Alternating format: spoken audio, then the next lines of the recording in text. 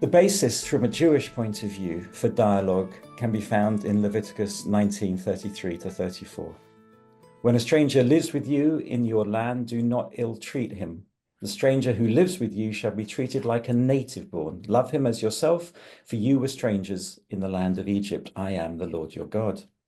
Now, the importance of loving the stranger is emphasized by the fact that it's commanded on 36 separate occasions in the Torah, whilst the more famous command of Leviticus 19:18, loving the neighbor, occurs only once.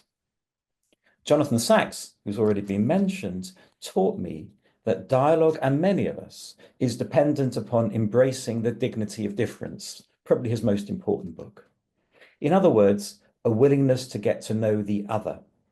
At a time of heightened religious and communal tension, not to mention an undermining of the rules-based order to which we have become accustomed, genuine dialogue today has become even more vital. Such a quest is never easy because it's not merely about the other, nor where the other differs from us. Rather, it consists of a direct meeting of two people and involves the reciprocal exposing of the full religious consciousness of the one with the other. Dialogue speaks to the other with a full respect of what the other is and has to say. It is never less than personal. The biblical prophets were experts in the personal encounter, and Isaiah powerfully commends the children of Israel to enter into a personal relationship with God, stating, "Come now, let us reason together." Consequently, dialogue entails a respect that takes the other as seriously as one demands to be taken oneself. This is an immensely difficult exercise, for it's too easy to relate to the other in a casual way, not paying proper attention to the reality of the other. The task of Abrahamic dialogue is to attempt to understand one another on each other's terms. One example is Franz Rosenzweig's comment about the saying in the Gospel of John, "No one can reach the Father except through me," which Rosenzweig says he agrees with because of the millions and millions who've been led to God through Jesus Christ. However, he continues, the situation is quite different for one who does not have to reach the Father because he's already with him. Shall I become converted, I who have been chosen? For Franz Rosenzweig, both Jews and Christians participate in God's revelation and are, in different ways, intended by God. Only for God is the truth one. Earthly truth remains divided. And in these words, Rosenzweig introduces us to the crucial question of dialogue. Can Christians and Muslims view Judaism as a valid religion and, as importantly, vice versa? From the Jewish perspective, we Jews need to ponder the purpose behind the creation of Christianity and Islam. What is the significance of Jesus the Jew for Jews? Or that more than 2 billion followers of the Jew Jesus read the Jewish Bible? And as for Islam, what is the significance for Jews of 1.6 billion Muslims sharing many of the same biblical stories and customs of Jews, as well as adhering to a strict monotheism? For Christians, there needs to be reflection on the survival of the Jewish people and of the vitality of Judaism over nearly 2,000 years. The question of the validity of Judaism challenges some of the proclamations of Christian triumphalism. Can Christianity differentiate itself from Judaism without asserting itself as either opposed to or simply as the fulfillment of Judaism? For Muslims, particularly in the global north, the interfaith encounter with Christians and Jews is a more recent endeavor. But questions include, to what extent can Muslims understand the significance to Jews of the creation of the State of Israel or of the Holocaust? Can Judaism and Christianity be considered as more than flawed revelation? Perhaps the most important proponent of modern interfaith dialogue is Martin Buber, who created the famous I-thou formula, maintaining that a personal relationship with God is only truly personal when there is not only awe and respect on the human side, but when we are not overcome nor overwhelmed. This has implications for the human encounter, for it means that two people must meet as two valid centers of interest. Thus, one should approach the other with respect and restraint, so that the validity of the other is in no sense belittled. Further, not only is the essential being of the other respected, but the world of faith is also treated as valid and genuine, not an it to be carelessly set aside, but a distinctive value of belief. An I-thou relationship is a meeting not of religions, but of religious people. Pope John Paul II was one of many Christian leaders influenced by Buber, as is Pope Francis, when he described Jewish-Christian relations as the meeting between the people of God of the Old Covenant, never revoked by God, and that of the New Covenant. For his part, Emmanuel Levinas argued that the relationship with the other is not an idyllic relationship of communion, nor a sympathy through which we put ourselves in the other place.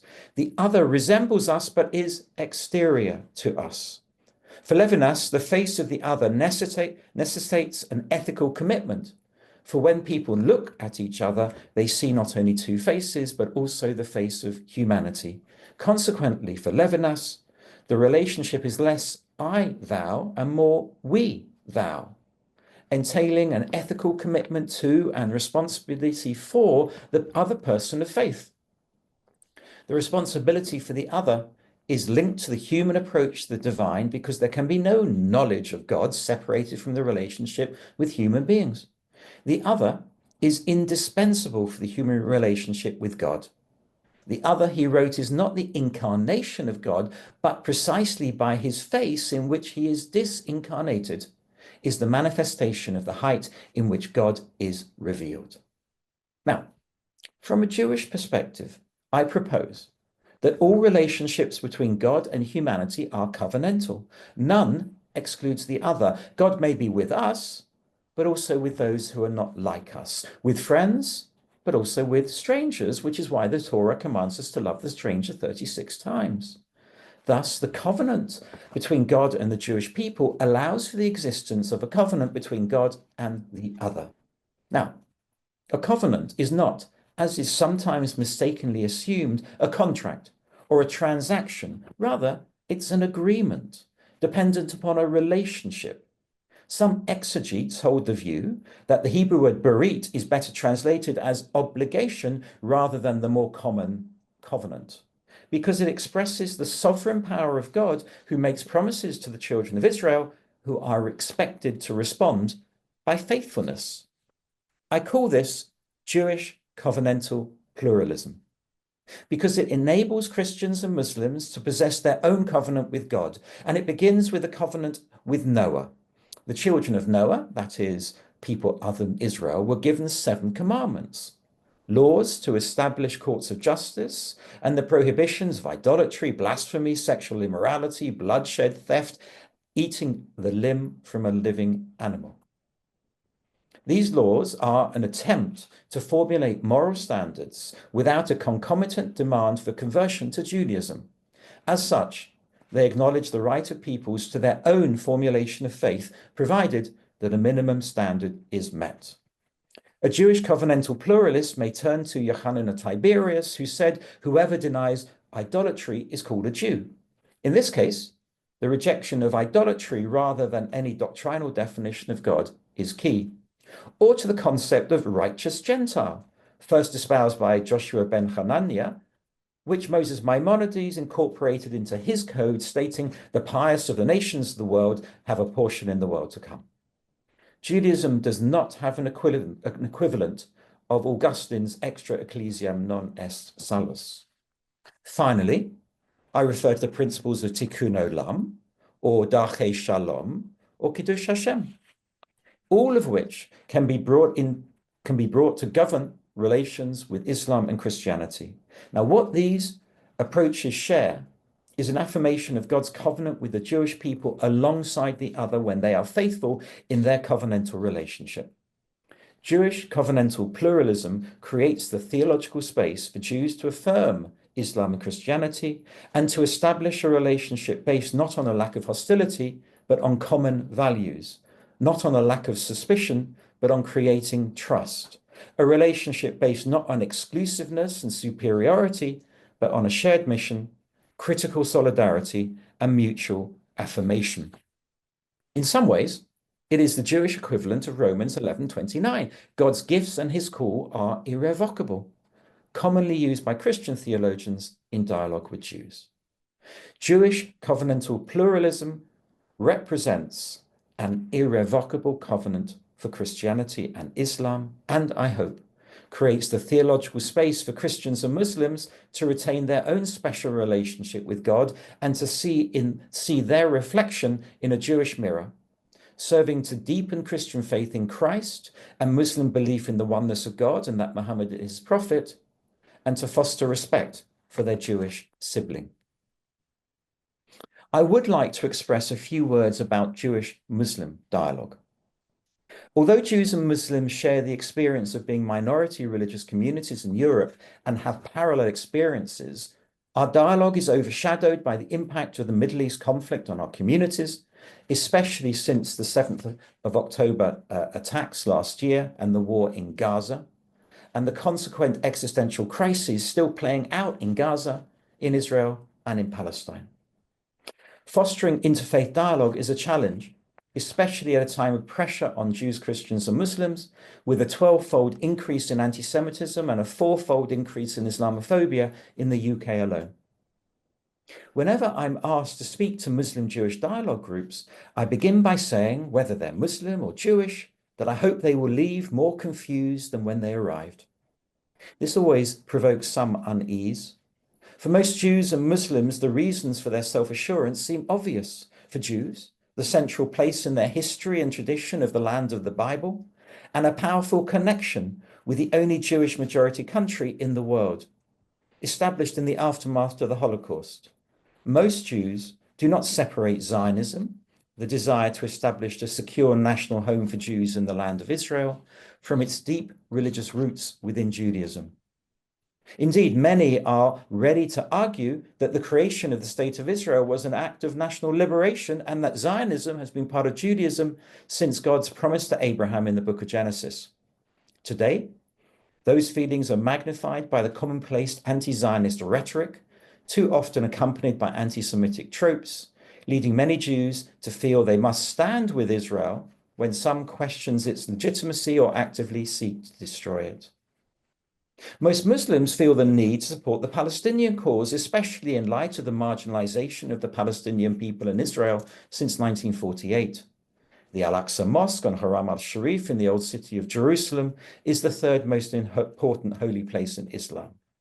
The creation of the Jewish state in 1948 uprooted Palestinian people from their homes. The Nakba, catastrophe, and Muslims became a minority in the land that was once Dar al-Islam, the House of Islam. The cause of Palestine is a symbol for many of the anti-colonial struggle against Western imperialism, and no wonder free Palestine flags are seen in demonstrations well beyond the Middle East, including at football matches in the UK. The drawback of partisan self-assurance is that it's harder to take alternative opinions seriously and to engage in dialogue. When one side depicts the other as responsible for a conflict, the ears close. Too often, advocating commitment for the well-being of one equates to a blanket condemnation of the other. It no longer seems possible to be both pro-Palestinian and pro-Israeli. During the present grim situation, I've been facilitating quiet meetings between Muslims and Jews, which provide an opportunity for people from both communities to share with one another how events in Israel and Gaza have been affecting them. I try to address the mutual incomprehension and reluctance to acknowledge alternative narratives to their own. Such is the level of anxiety that some Jewish participants in meetings have unfairly expressed concern that Muslim sympathy with Palestine and Palestinian suffering feeds the rise in anti-Semitism in the UK and elsewhere. Likewise, some Muslims have inaccurately viewed Jews as homogeneous in their support of Israel, unwilling to accept any criticism of the Jewish state. Most of us fail what Christos Stendhal, the former Bishop of Stockholm, called the interfaith test.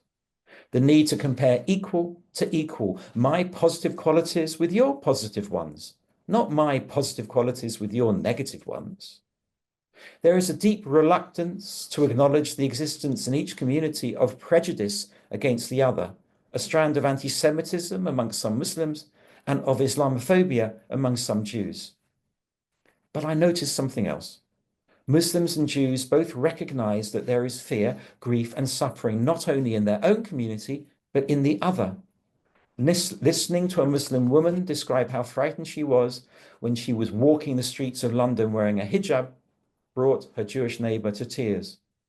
A Muslim sitting next to a Jew was shocked to hear how his Jewish neighbor had taken down his mezuzah from the front door for fear of being targeted. There is no calculator of pain, one rabbi said, bringing nods from both imams and rabbis in the room. It's striking how many emotions Jews and Muslims share, not only worry and fear, but anger and powerlessness. They also express similar concerns about the next generation and the negative impact of social media. Relations between Jews and Muslims in the UK have deepened a lot in recent decades, but the severity of what's happening now has hit a deep nerve, even beyond the people who were directly affected by it. It's important that we tackle difficult issues that for too often we've ignored. And I hope Jews and Muslims involved in interfaith dialogue will have the confidence and courage to share stories with each other and to place the quiet voice of hope beside the shrill screams of advocacy. Which is why the efforts of 12 Muslim and Jewish faith leaders to draft and sign the Muslim-Jewish Reconciliation Accords earlier this month was a significant milestone in relations in the UK. The Accords note the spiritual heritage shared by the two faiths and set out a new framework for engagement built on mutual respect, dialogue, and practical collaboration.